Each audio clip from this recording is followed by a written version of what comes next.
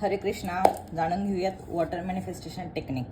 ठीक आहे. तर आता मॅनिफेस्टेशनच्या खूप साऱ्या टेक्निक आहेत. त्याच्यामध्ये एक वॉटर बरोबर कसं काम करतात आणि त्याबरोबर कसं मॅनिफेस्टेशन करायचं हे आपण जाणून घेऊयात. ठीक आहे. तर आपल्या शरीरात पाण्याचं प्रमाण जास्त असल्यामुळे आणि पाणी हे इमोशन्सला रिलेट करतं. जसं आपण इमोशनल खूप पटकन होतो, कोणत्याही गोष्टीशी इमोशन्सने पटकन कनेक्ट होतो, तसं प्रॅक्टिकल लोक कमी आहेत ना, मॅनिप्युलेटिव्ह कमी असतात. त्याच्यामुळे इमोशन्स खूप हवी होतात प्रत्येकावरती. सो ते पाणी काम करतं.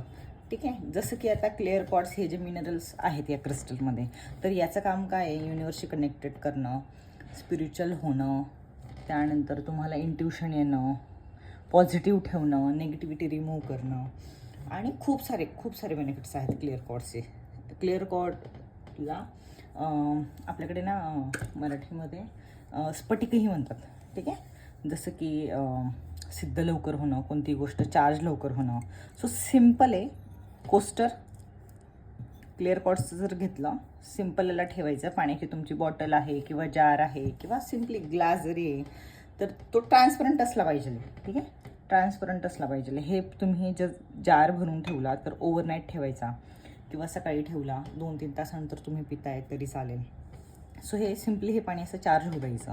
हे झाल्यानंतर हे पाणी जेव्हाही तुम्ही पित असाल तेव्हा तुमचं अफर्मेशन तुम्ही पुन्हा पुन्हा अफर्म करत राहायचं की माझं हे काम झालं आहे, थँक्यू युनिवर्स, माझं हे काम झालं आहे, आणि पाणी प्यायचं. थँक्यू म्हणून पाणी प्यायचं. सिम्पल. ठीक आहे.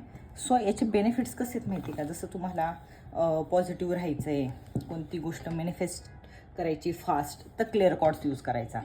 ठीक आहे. हा क्रिस्टल खूप फास्ट काम करतो.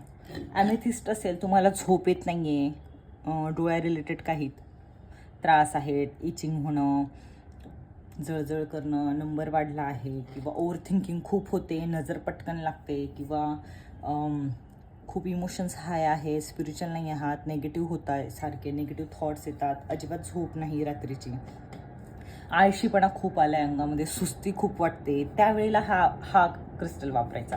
फोकस होत नाही आहे कामामध्ये, अभ्यासामध्ये, स्टुडंट आहात, स्टडीमध्ये फोकस नाही आहे तुमची मुलं, तुम्ही त्यांच्यासाठी हे करू शकता. सिम्पल आहे. ॲमेथिस्ट खूप मास्टर हीलर क्रिस्टल तर ॲमेथिस्ट आहे.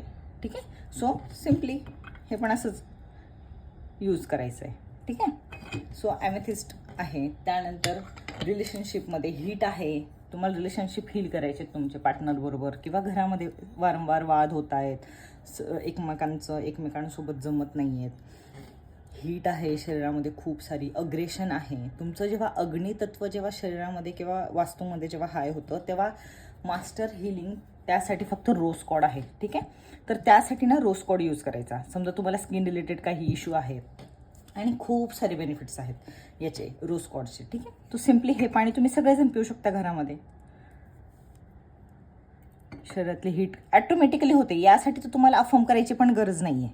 ठीक आहे. जर तुम्हाला जर बेनिफिट्स माहिती आहेत क्रिस्टलचे, आणि जर तुम्ही त्यानुसार जर तुम्ही यूज करत आहात, तर तुम्हाला काहीही म्हणजे कोणत्याही गोष्टीची माहिती न घेता तुम्ही सिम्प्लिसिटीने यूज करू शकता. हे सिम्पल. कोस्टर ठेवलं, पाणी ठेवलं, जार भरून ठेवलं, आणि ते यूज करायचं डेली. मिनिमम 2 तास तरी त्याला ते पाणी चार्ज होऊ द्यायचं आहे. ठीक आहे. हे झालं रोज कॉड. त्यानंतर आहे ब्लॅक ऑब्सिडियन. ठीक आहे.